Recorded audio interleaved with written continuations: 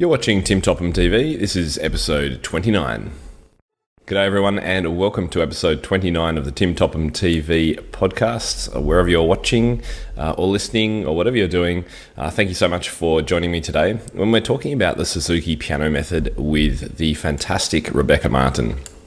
Now, I've been interested in the Suzuki Piano Method ever since I started teaching, and it's not something that I've ever been exposed to. I certainly wasn't taught that method myself as a child, and I didn't know any teachers personally who taught it. So I found Rebecca through blogging. I think she was someone who was reading my articles and things, and we got chatting, and I found out through other means that she is a Suzuki teacher, an incredibly experienced Suzuki teacher.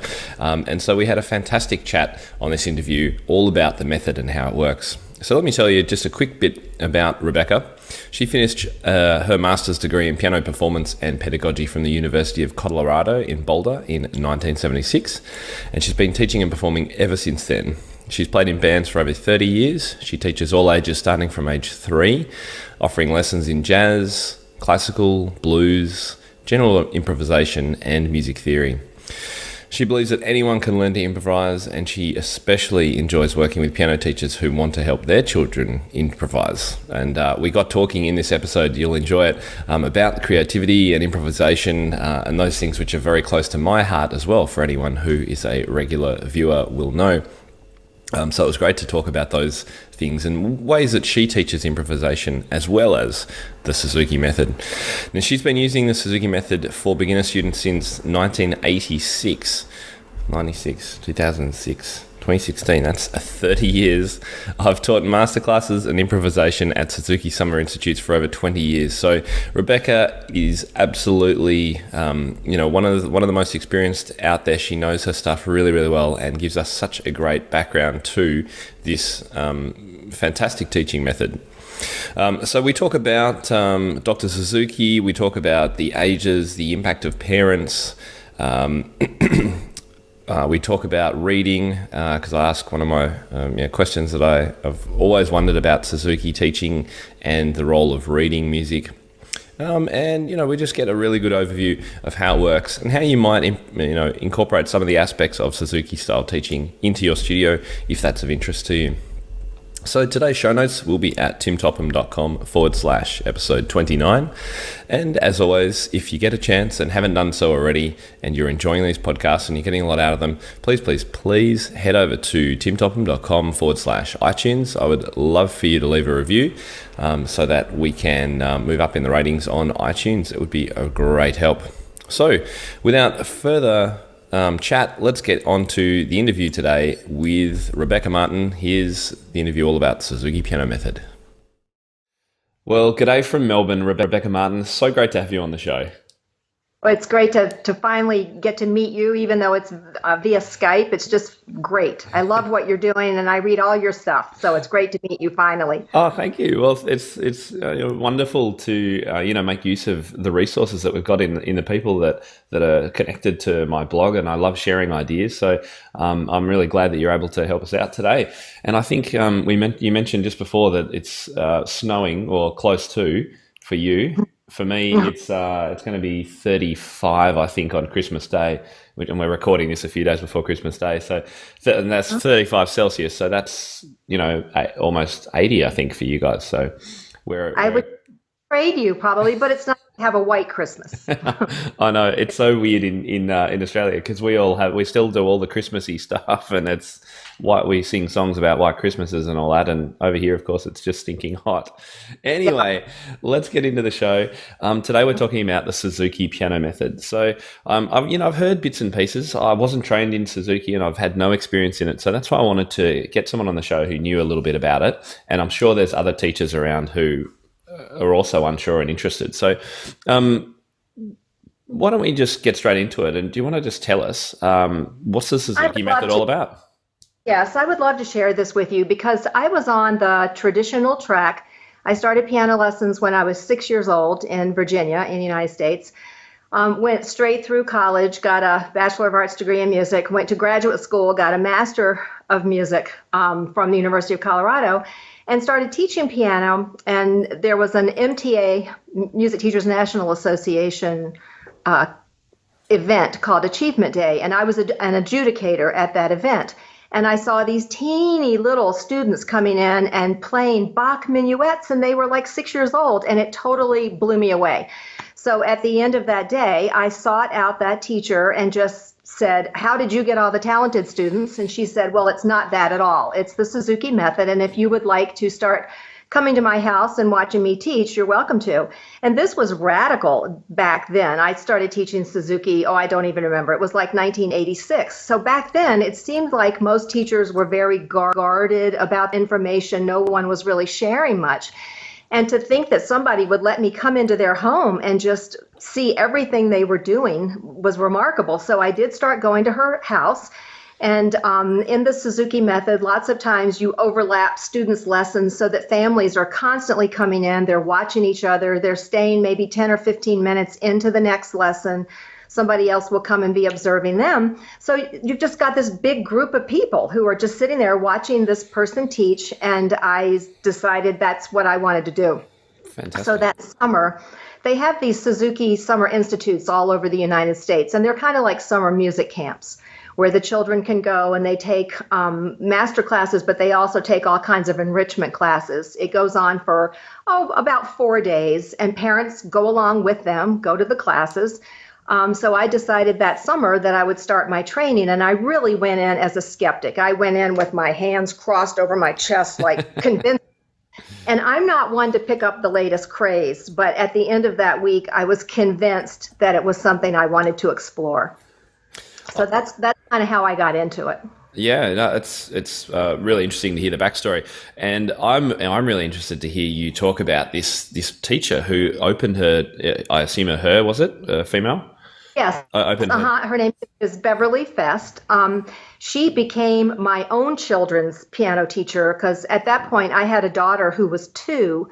And I was waiting until she was 3 to start lessons. And at that point, Beverly was starting to cut back her studio, and she wasn't going to be teaching that much. And I begged her. I said, you have to.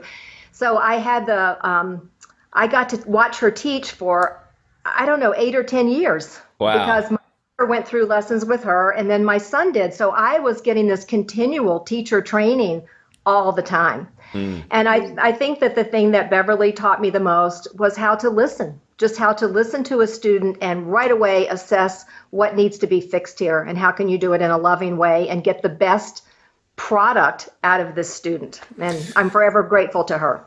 Yeah. Do you think it was a product of the Suzuki method that she was so open to having people watch her teach, or was it just she was happy with it? No, that's the way it is. And when Shinichi Suzuki started the method, that's what it was all about. People came and watched, and families came, and I guess his lessons could just go on and on and on because he would see one child after another, and you'd be there for hours. So when it came over to the United States, the first tour group, I believe, came to the United States in around 1964. And people started really being very curious about this way of learning, started going to Japan and watching him teach.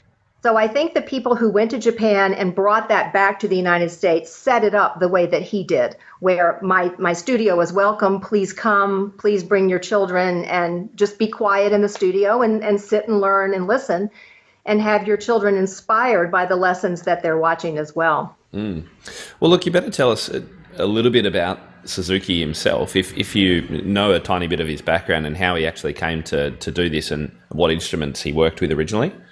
Yes, absolutely.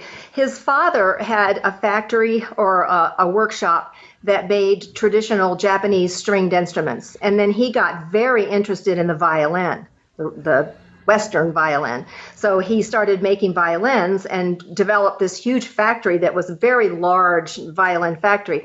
So Suzuki's worked there. He taught himself how to play the violin. He got very interested in violin.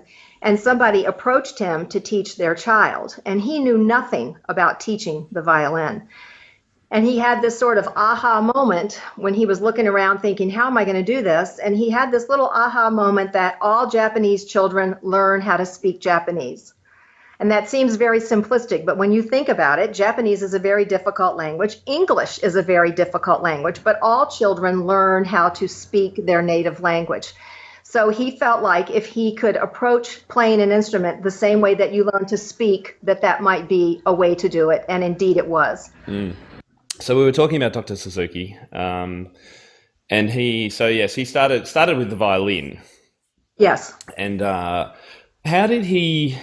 Do you know about how he actually came to this method, or did it kind of just grow out of what he was doing?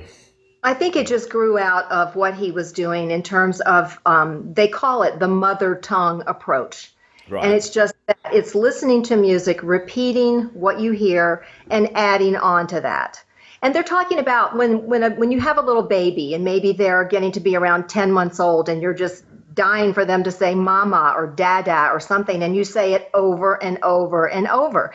And finally, that little baby just looks at you and says, mama. And then you don't stop saying mama. You say, yes, mama, mama. And how about dada? And so you're adding on to what they already know. And it's the same with music. You start out with what they call the twinkle variations. And there are variations on Twinkle, Twinkle, Little Star. And that is the very beginning of the method. You use those exercises to develop posture at the piano, correct hand position, focus, like a get ready, go kind of position before you allow them to play anything. And with the little violins, they're holding little boxes up for a while until they actually get the instrument. So it was a way to start music where you're starting pretty simply, but then building on those concepts. Yeah. And I've heard about the Twinkle Twinkle variations. I knew that was a part of the Suzuki method. Is that the same for every instrument? Yes. Okay.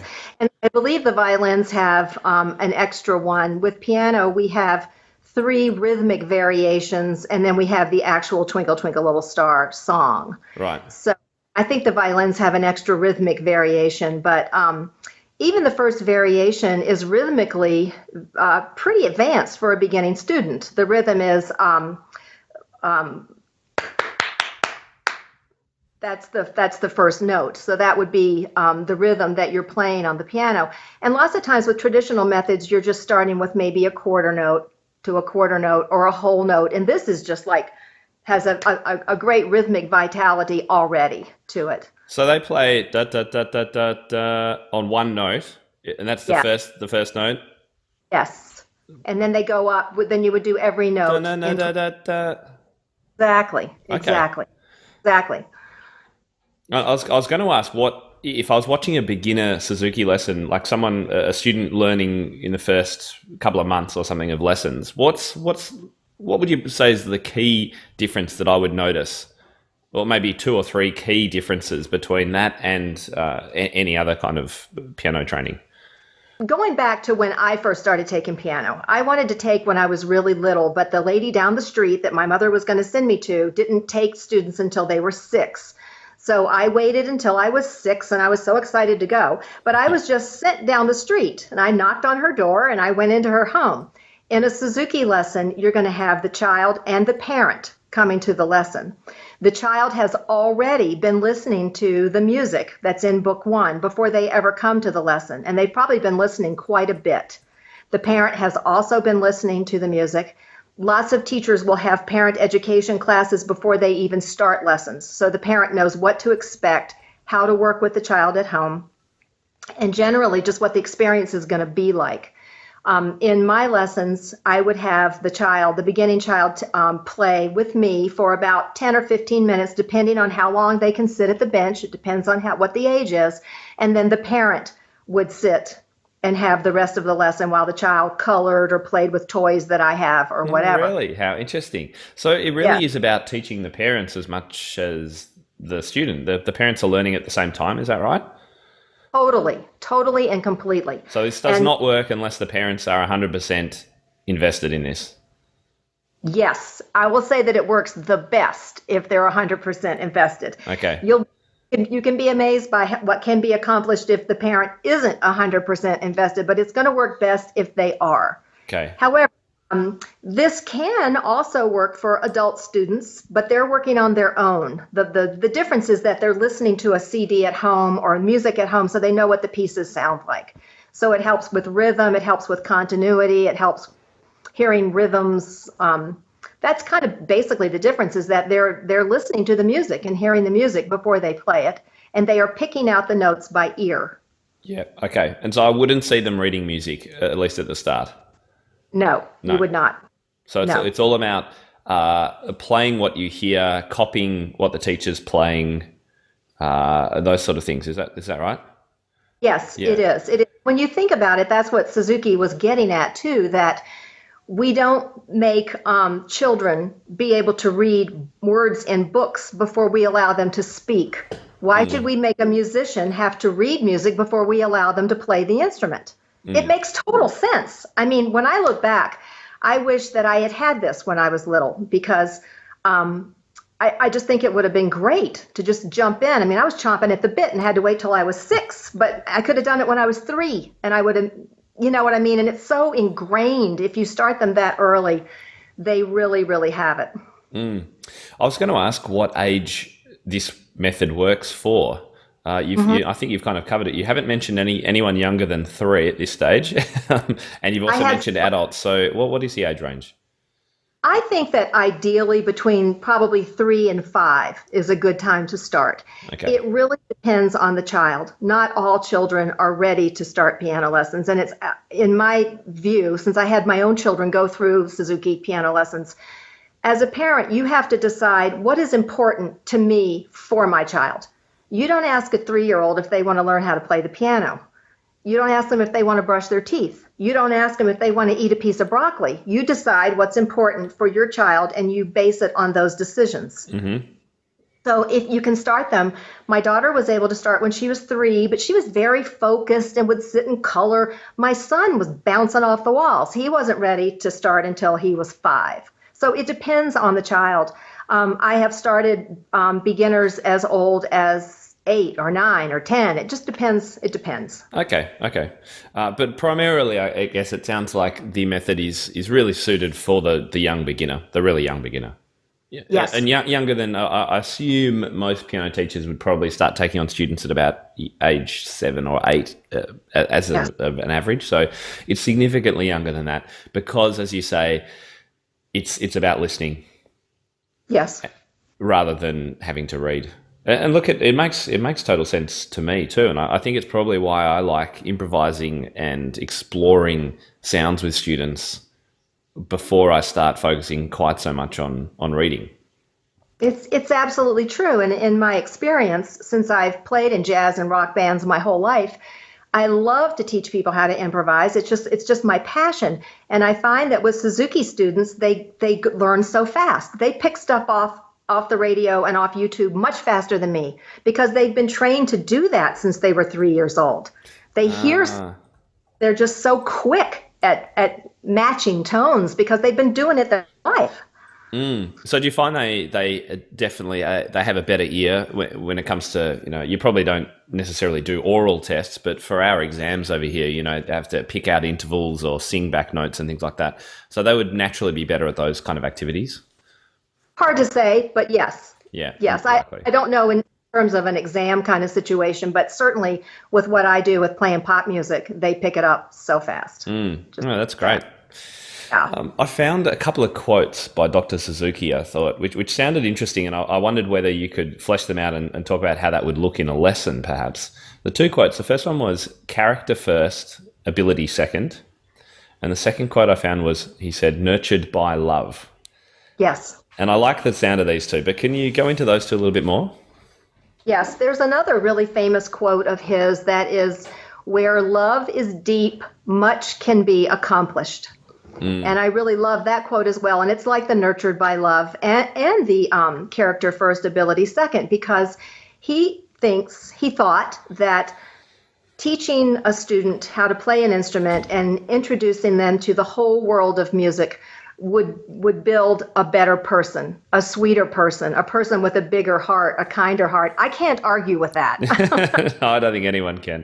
So his thinking was, if you have a child who's in a warm, loving family and you've got this parental support and you've got parents who are playing music for this child all the time and being really supportive of what they're doing, then you're going to get a big, huge product out of this musician as well, because they have the support and they have the joy of making music. So do the parents actually sit with the child when they practice the whole time? Yes. So it's actually, I mean, that would be a very a kind of a great way to get parents interacting with their children even more than they would otherwise be, perhaps. I mean, because it's so easy for parents to just go, Johnny, go and practice, get out, go and make, shut the door. I don't want to hear it, sort of thing. But this is completely different, isn't it? Yes, and I feel like I can be an expert because I was the Suzuki mom with my own 2 children. Yeah. And my 2 children now are 26 and 31 years old. And now I get to know how they felt about that. How did you feel about doing all these piano lessons and me sitting with you every day? Yeah. And thank goodness they're old enough to really appreciate the music background that they had. And a case in point, my daughter is visiting me right now for the holidays, and she's an attorney in California. And we're having this big party on Christmas Eve, and a lot of the kids that she grew up with, who were Suzuki students as well, are going to be at this Christmas party. And we all decided that we would play some music. So she sat down today. She hasn't had a piano in years. And she sat down and we played some Christmas carols together. And I said, honey, how can you still do this? And she said, because Mom, I started when I was 3. I think it's just in there. It doesn't surprise me. Yeah. Exactly. Yeah, you're a happy mum. That's what I hoped for. But the other thing about the whole Suzuki community, first of all, what I mentioned about the sharing of information. And now, back in, well, I don't know how old you are, but back in 1986. I was quite young. Yeah, that's sure. We didn't have the internet. We didn't have YouTube videos. If I wanted a student to listen to a piece of music, they had to go to the University of Colorado listening library, and you would hope that they had the record, and you could sit in a little booth and you could hear the record. And if you couldn't hear the record, then you had to order it from a record store, and it took 6 weeks to get it. Now it's just instantaneous, and I love that about the internet. But with Suzuki teachers who were so willing to share everything, and particularly when you go to those summer institutes. In the summer institutes, they have classes for children, but they also offer teacher training sessions. They keep redoing the books, and I don't know how many piano books there are now. I think 7, I can't remember. And very serious Suzuki teachers go to these institutes and they take a whole week-long class on that book. Okay. So you have a master teacher there who's telling you everything. This is how I teach hand position. This is how I do scales. This is how, and I love that about the Suzuki method, that for the first time in my life, everybody was sharing everything about the way they do things.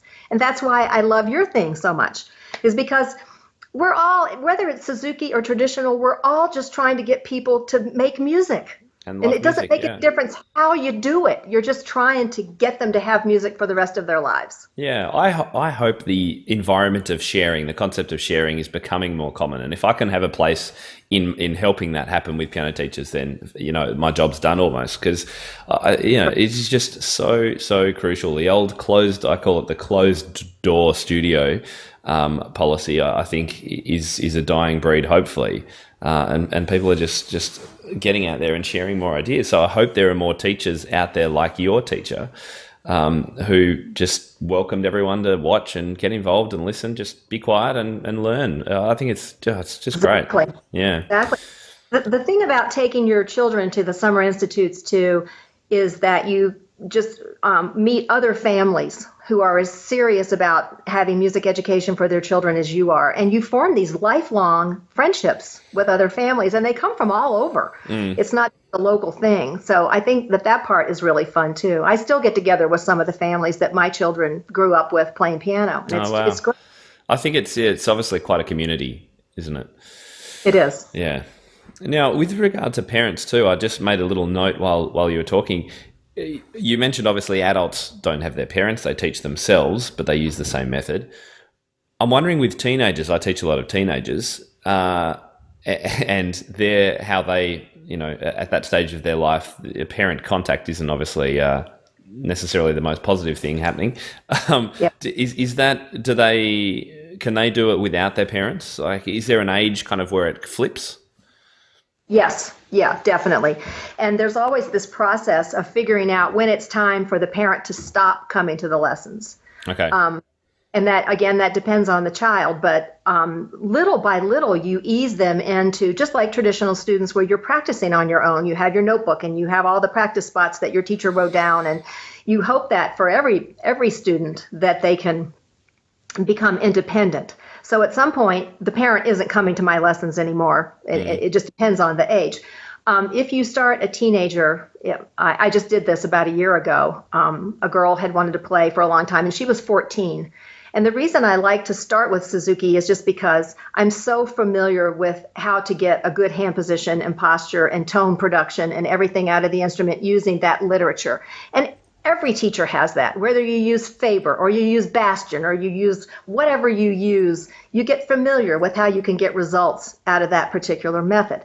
So with Suzuki students, if they're teenagers or if they're adults, they don't have anybody sitting with them, but they're listening to the music. That's the big thing. They're listening to the music so they know what it sounds like. The whole listening before reading, that's the crucial thing, isn't it?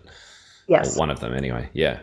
And you kind of mentioned, or I got from that you teach a little bit of, with some students, you use some Suzuki ideas, but not completely Suzuki. It sounds like, can you kind of come and go if you've got some training in it? Can you go, I'm going to use a bit more Suzuki with this student, or I'm going to start them here and then I'm going to go to another method or whatever?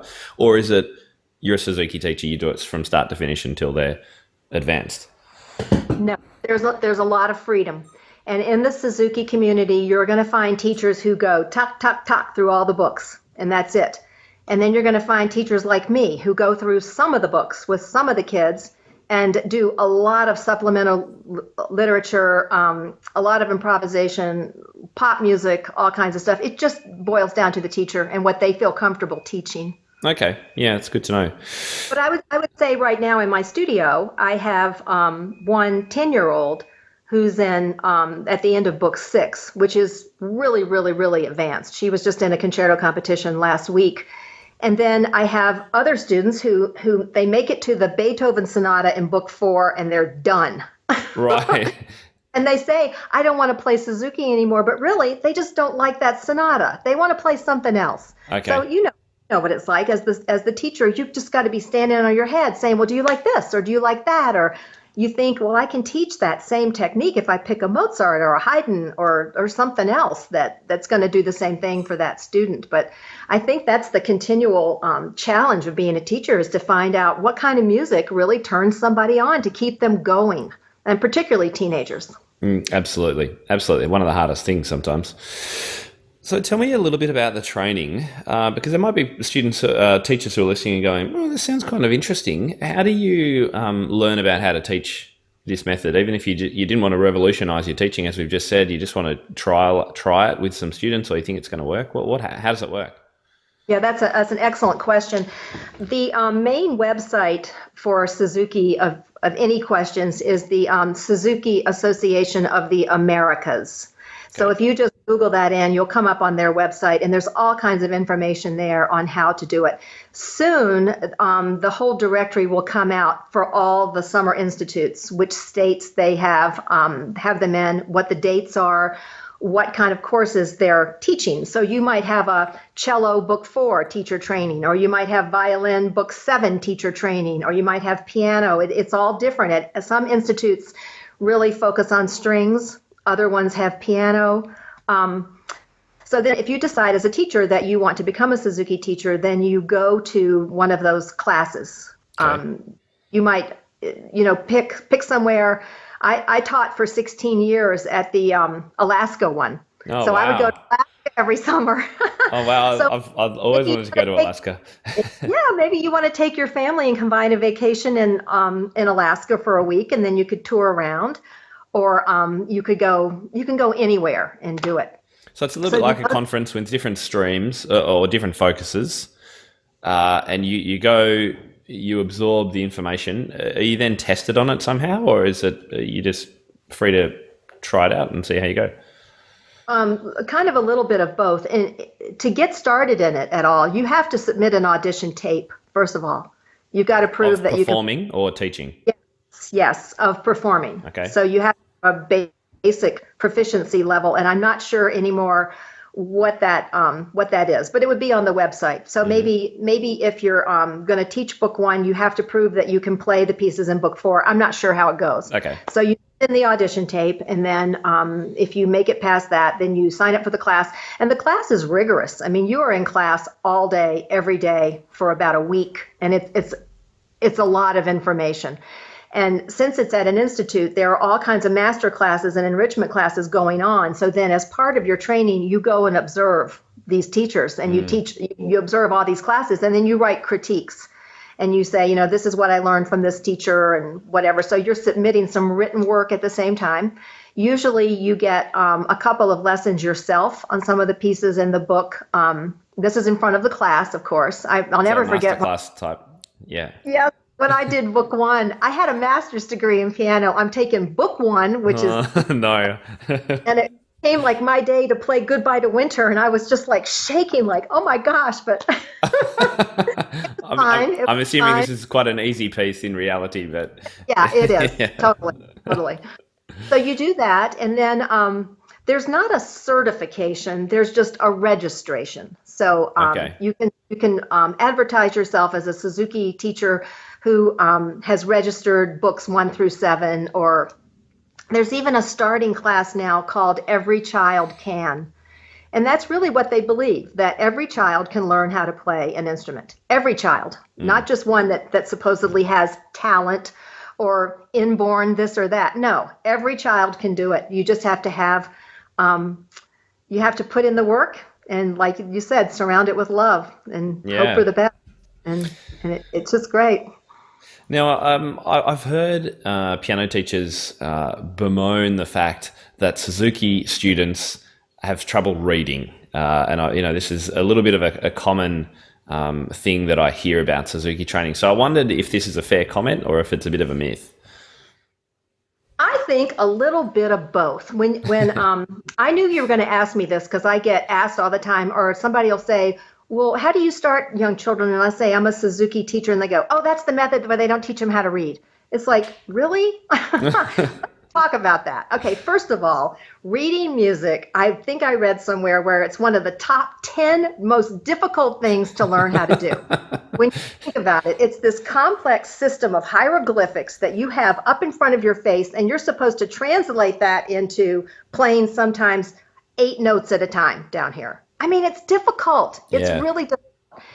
And in my experience, and I've been at this for a long, long time, it seems in my studio over the years, now this is a generalization, but it seems like you get students who are really quick memorizers, or you get students who are really good readers.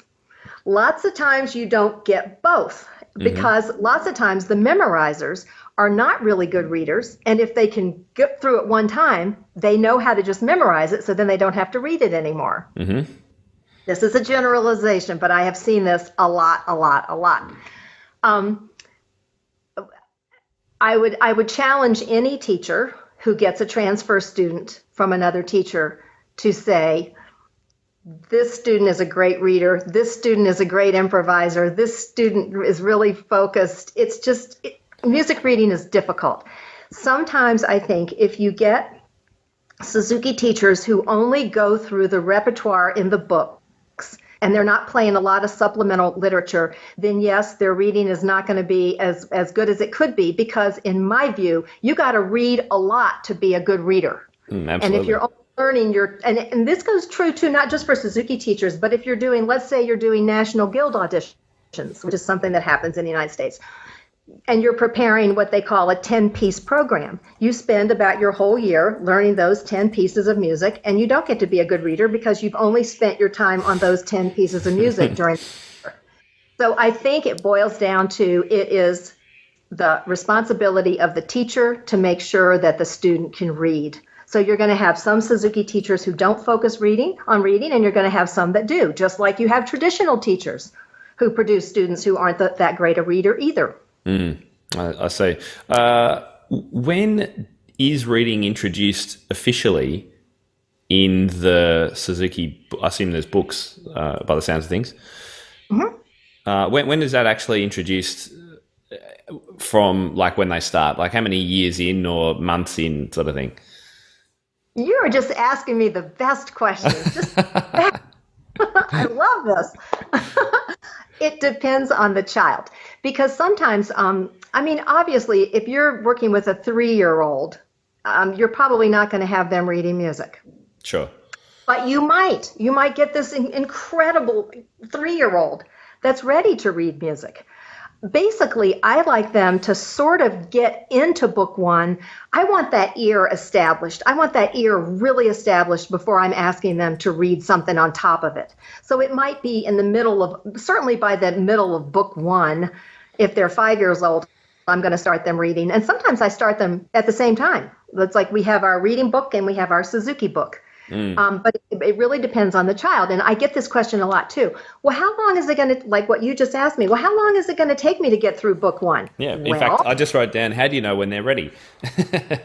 Yes. Yeah. You have to know when they're ready. And sometimes if you use those little pre-reading things where they're just having the dots, maybe they're colors or something on the staff, and maybe the child sees that at home and they really want to read music, they're going to let you know when they're ready. But I think 3 is too early. I think it just depends.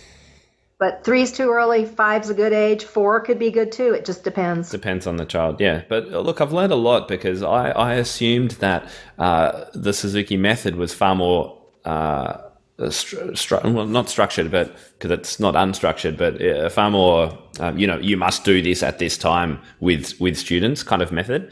But it's clearly not. And it's not. I also have now learned that it's not something that you have to become. You don't have to suddenly become only a Suzuki teacher and put your hand up and say, that's all I do.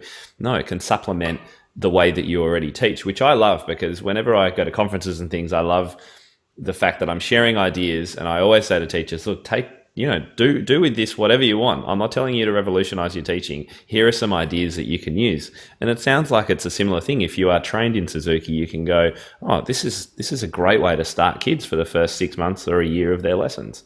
If they're younger, but maybe if they're teenagers, I won't do that or whatever it is. Yeah, and you're absolutely right. And in my estimation, by the time you get to book 3, there's the famous Clementi Opus 36 number 1 sonatina. The Kuhlau Opus 55 is in there, number 1. In my estimation, if I can get any child through book 3, all the way through book 3, then I feel like they have a really solid technique to play anything. Some children want to go through all the books because they've been raised, they might have had siblings who went through all the books, and that's just a big thing. They want to go through the books. Other kids, I think, are just ready to branch out and do other stuff after book 3, and there's so much more classical music out there. Just pick what you like. Another thing I wanted to tell you, too, that's a really nice celebration in my studio, and a lot of teachers do this, is we have a book celebration when the book is finished. Suzuki is very, they like you to keep a lot of review pieces under your fingers. Oh, yes, I've heard of that, yeah. Yeah, technically, then you've got a lot because when you're working on a new piece, if you're not exercising your fingers much, you're trying to poke out the notes and figure out where you're going. But if you have this giant repertoire under your fingers, then you're getting the physical benefit from it as well. So at the end of the book, we have a book party at their house, and it's a special thing because I go to their house where I probably wouldn't if I didn't have this celebration. And they invite friends or family or whatever, and they play through the entire book by memory. They play through the whole book, and then we have a party.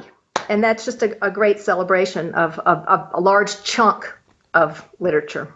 How many pieces would that be for, book 2 or 3, approximately? Probably about 12, something like that. Yeah. Huh? Yeah, there you go.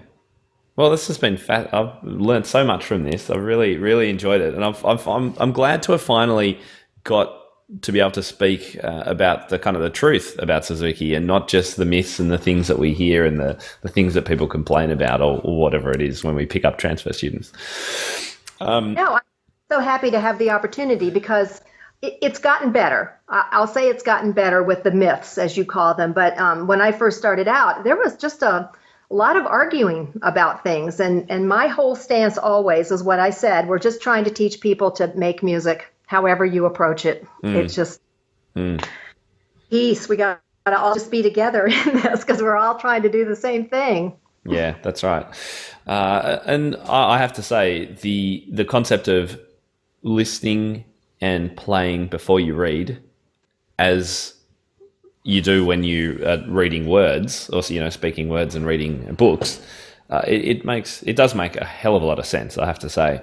And I've certainly changed my teaching from when I started, which was, let's start with page 1 of book 1 of this method or whatever, to really breaking that up with lots of improvisationary activities, more listening and that sort of thing. I certainly, nothing like the Suzuki method, but I guess aspects of it, of not jumping into a reading book is a good thing, I think, for most students, to be honest. Yeah, and I think one reason why I started doing so much more improvisation too is at one point I had a piano student who was he was just a beginner, but he was actually dying to play guitar. And his parents bought him this guitar, and this was great, but it was kind of cruel. They bought him this electric guitar, and they got it a month before Christmas, and they set it in his room, but he wasn't allowed to take it out of the box until Christmas. Oh, no. He kept telling me every week, I have this guitar. He was so excited when he finally got the guitar. And he came back to his piano lesson after Christmas. And I said, it was probably about a month later. And I said, well, how's the guitar going? And he goes, it's great. I had my first lesson and I can already play a song. Yeah. Yep. I went, the guitar players, those are the people having the most fun. Why don't the piano players do that? Yep. Guitar teachers just sit around and they teach you a tune and you go home and you play it and you impress your friends. And we're sitting here going, no, you got to read the notes and you got to do this and this. And come on. If a piano student goes to a party, they might sit down and play a movement of one of their sonatas or something. But if they sit down and play something by Alicia Keys or something else, they're totally popular at that party, not because they played a sonatina. Yeah. So I feel like they just have to do it all. Mm-hmm. And you can't hold them back. You just have to give them the material and see where they go with it. Yeah, I'm totally with you on all of those accounts. As I think being a reader of mine anyway.